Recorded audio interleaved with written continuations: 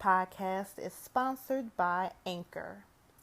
Anchor is the easiest way to make a podcast. It gives you everything you need in one place for free, which you can use right from your phone or computer.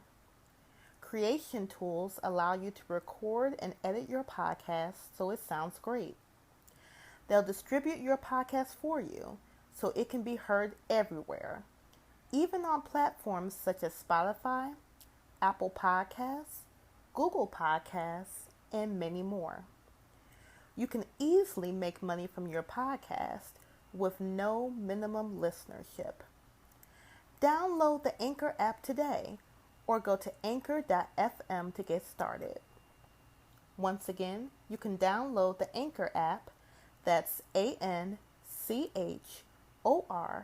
or go to anchor.fm to get started. Hey y'all, welcome to the Millennial Mind episode 1.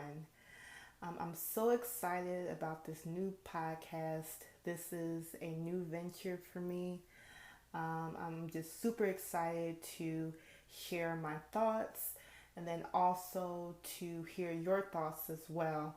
I intend for this podcast to be more of a conversation instead of a one-way show. So let's get started. So for this episode, I have entitled it Growing Up Millennial. Just a little bit as an introduction so that you could get to know me better and kind of get a background as far as why I think the way that I think. Just in case you don't know, I am a millennial. For those of you who don't know, millennials are those who are born from 1981 to 1996, roughly. I know that there's some people who think that millennials were born from 1981 till, present day. No, that's not true. There is millennials, which is Generation Y, and then there's Generation Z. So millennials are those who are born from 1981 to 1996. I was born pretty much smack dab in the middle of the millennial period. I was born in 1990. So now you can guess how old I am. I was born in a traditional household. So mom, dad, both together. Actually, they're still together. They've been married for about 32 years. We lived in a house. I say like a house with a picket fence, but we really didn't have a picket fence. It was more of a wood fence that looked like it was about to fall to the ground. But nevertheless, we had a fence. A lot of people kind of refer to us, well, really my husband kind of referred to us as the Brady Bunch. If you ever seen that show, mine is just, the stepchildren coming together, but more of on the lines of just being a happy family, just getting along. My mom, she was a nurse. She was a registered nurse, had her bachelor's of science in nursing. Actually, she still is a nurse, still practicing. My dad, he was a bus driver for the city of Chicago, and he actually retired from that and became a minister. So, major switch there. My parents, and this will give you a little bit of a background as far as why my parents raised me the way they did. My parents grew up pretty poor. They grew up in the projects of Chicago. Little money, little food. They just grew up real humble. I'll say that. They weren't given the same opportunities that I had. So when they raised me, they wanted to make sure that I had more opportunities than they did.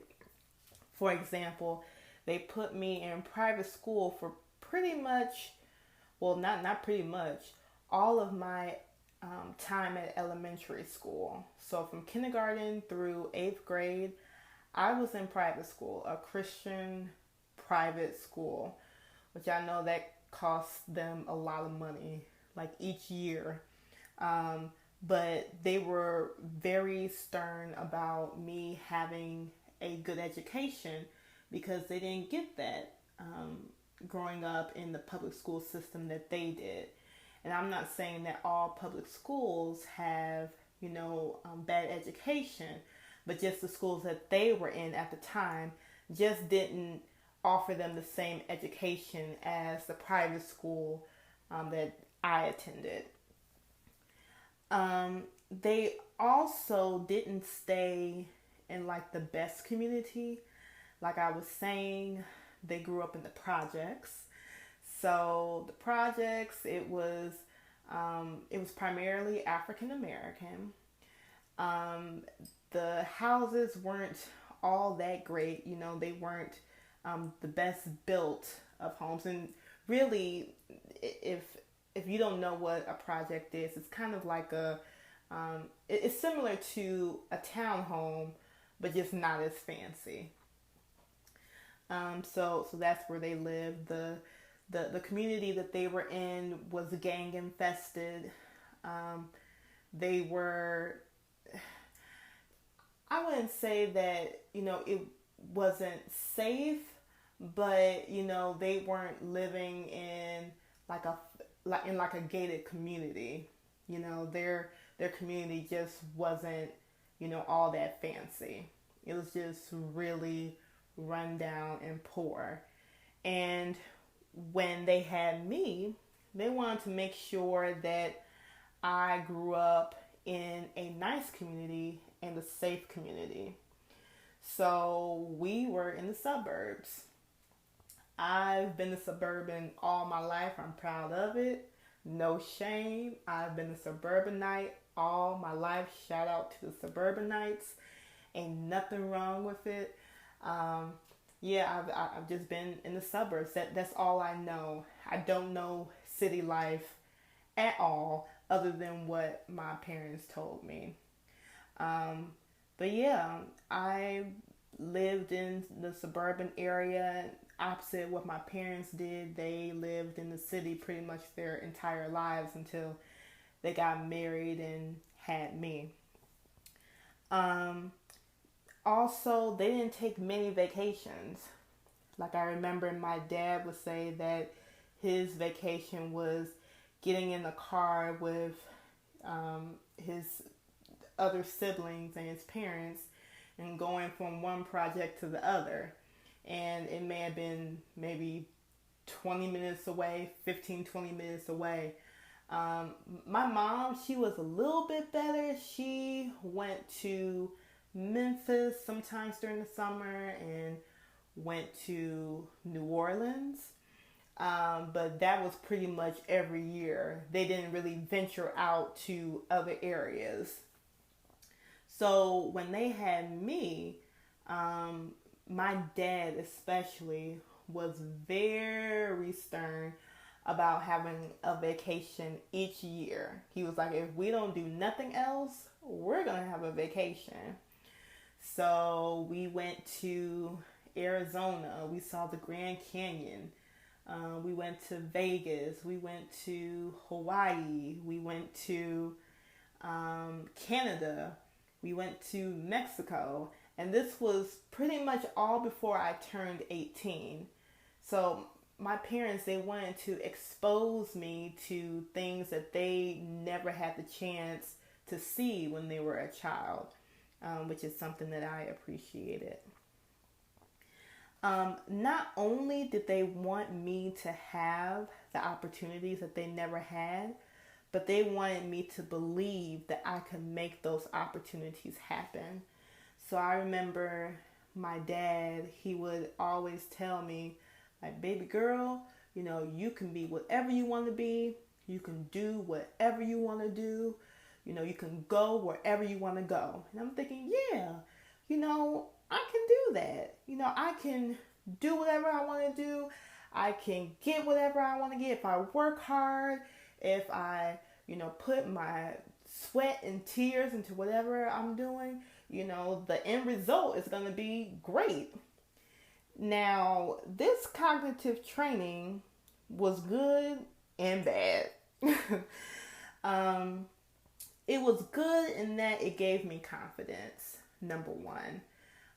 It gave me confidence knowing that, if I worked hard, I could do, pretty much anything.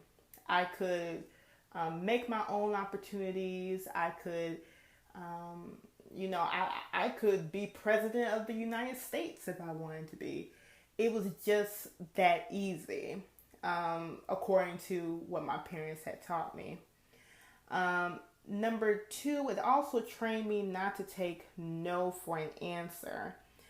So, if one person would tell me no, I would think, okay, I'm sure there's another person who would say yes. Or, if I would get no as an answer, I would try to convince that person why, saying yes will benefit them. Because according to my parents, I can get whatever I want to get. So, let's put those negotiation skills to work and try to convince this person why saying yes is the best thing for them and me.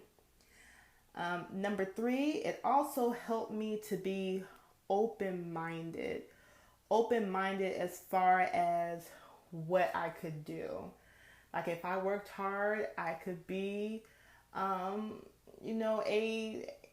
the president of the United States, again, for an example. Or I could be, a lawyer, a judge, a doctor. I could be whatever, or I could create whatever opportunities I wanted to create. Like I could start my own business. I could be an entrepreneur. I could do a lot of stuff. So it just allowed me to be open-minded to what I could do as long as I worked hard. Now, on the flip side, this training, this cognitive training, had a negative impact. It gave me a warped view of how the real world works. That's number one. And what I mean by that is that my parents, they taught me like, okay, if you work hard, you can do whatever you want to do. You can be whatever you want to be. Okay. But you know what I realized when I got out into the real world, some people, they work hard at certain things, and that thing may not be their gift. That thing may not be their destiny. Like I know for me, I'm not, if I work hard, I'm not destined to be an engineer. That's not my gift. I'm not destined to be a mortician. That's definitely not my gift. And I'm actually scared of dead people, actually. That's a major confession right there. I'm super scared of dead people, so that wouldn't have worked. Even if I would have worked hard, I would have passed out, with every client that I had. So just because you work hard doesn't mean that what you're working hard at is meant to be your destiny, your calling. That kind of thinking gave me a warped view of how the real world works. Number two, it made me entitled. And I know this is what a lot of baby boomers and Generation Xers, they complain about millennials being entitled. But, these are the main people that raised us with this cognitive training. Thinking like, oh, okay, if you work hard, these are the results you're going to get. You're going to get good results. And that's something my parents taught me. They taught me if I worked hard, finished school, then I'm gonna get a good job. I'm gonna get a good job. It's gonna be a job where I'm making a lot of money. So I was like, okay, this is what's gonna happen. So I get out of college. I I work hard in college, get a decent GPA, and I come out and there's actually no job opportunities available. None. So I'm like, okay. I'm like, this is kind of weird. I'm like, I'm supposed to be getting the job right out the bat because I went to college and I worked hard. I did what my parents told me to do. Went to college, worked hard, worked my butt off, and there's no job opportunities. And if I did find a job opportunity, they would say like, "Oh, you don't have any experience," and I'm like, "Okay, that's kind of the point is for me to get experience. I'm hoping that you will help me to get there." No, it didn't work that way. Or here's another scenario: if I would get a job, the pay will be low. And I'm like, oh no, I don't deserve this. I worked my butt off in school. I deserve, a 6-figure salary. That's what my work should equal to or should result in. But it doesn't work that way. Sometimes you have to work from the bottom up. And that's just life. So that was completely different than what my parents had taught me. And I had the shock of my life, the complete shock of my life when I found out that my salary, coming out of school was going to be $30,000. I was like, wait a minute, this isn't what I was expecting. But it taught me grind. It taught me, in order to get where you want to get, you're going to have to work hard some more. You're going to have to work from the bottom up. So that entitlement in the real world had to go away real quick for me.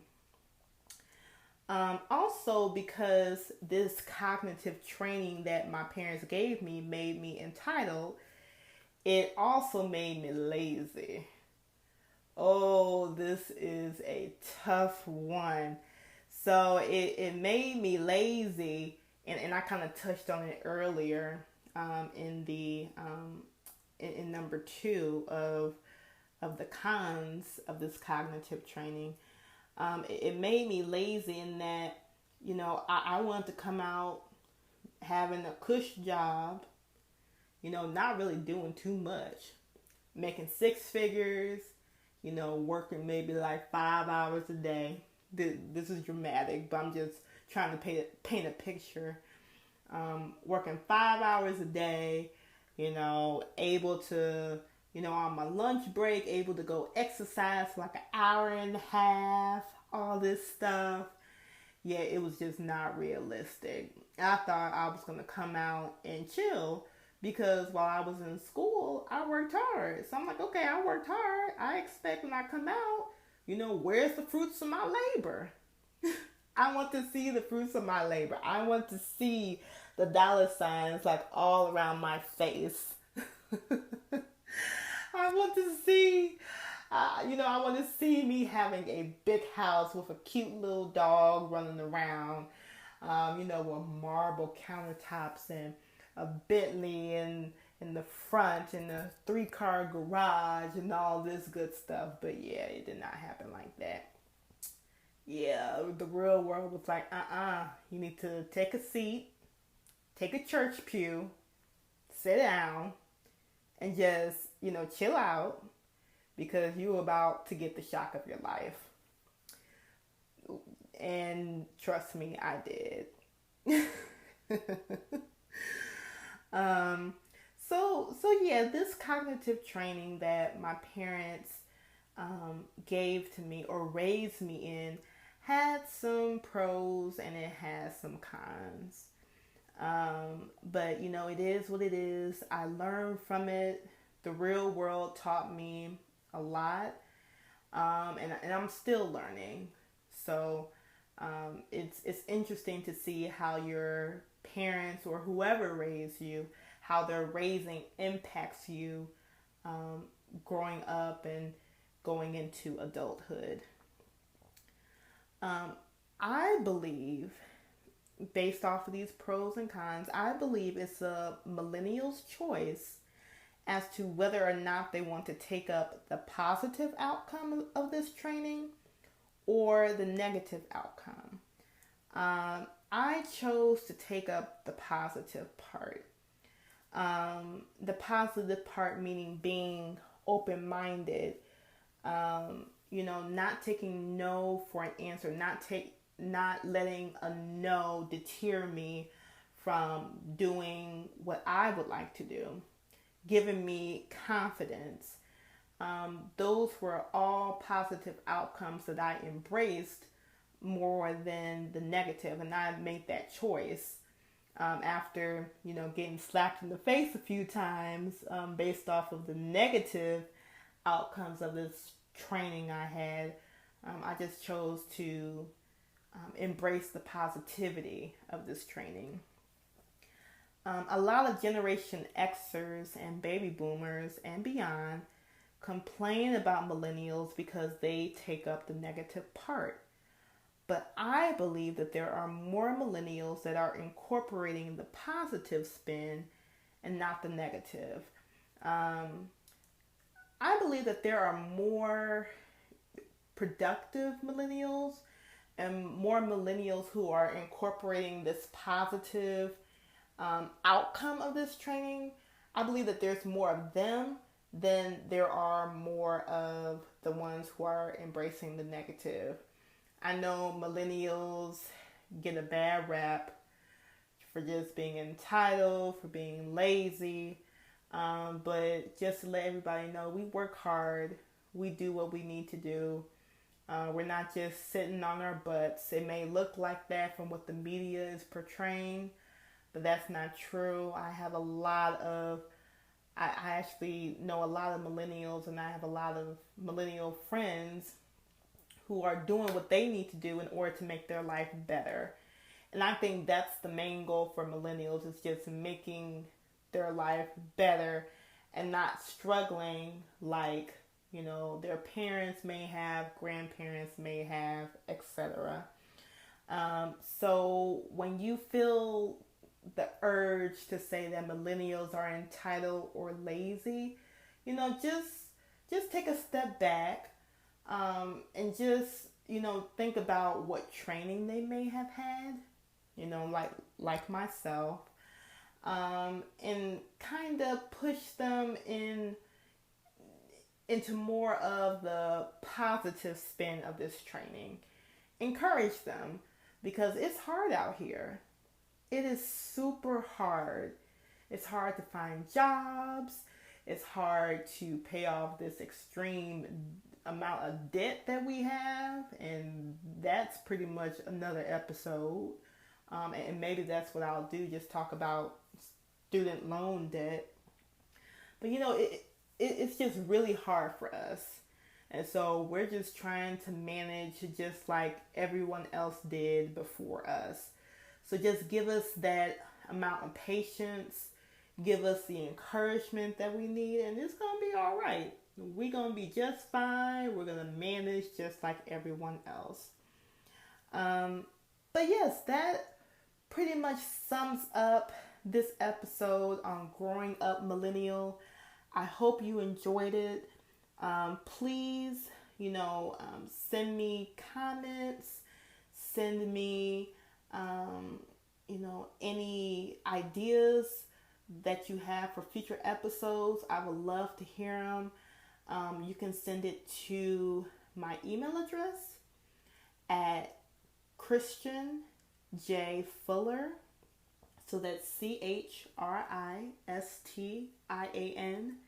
J F as in Frank ULLER at gmail.com. Christian J. Fuller at gmail.com.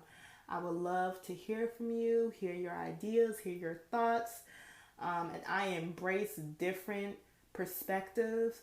I don't have like a one-way thinking. I love to learn. I love to learn from other people and hear their perspectives. So please don't be shy. Please send me your thoughts and comments on this episode. And what I'm going to start doing is giving you all a quote every week just to have something to think about during the week.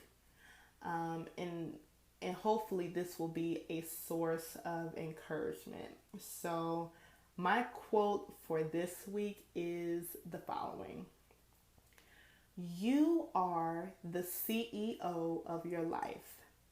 Hire, fire, and promote accordingly. Okay? Well, thank you guys so much for listening, and I will see you all next week.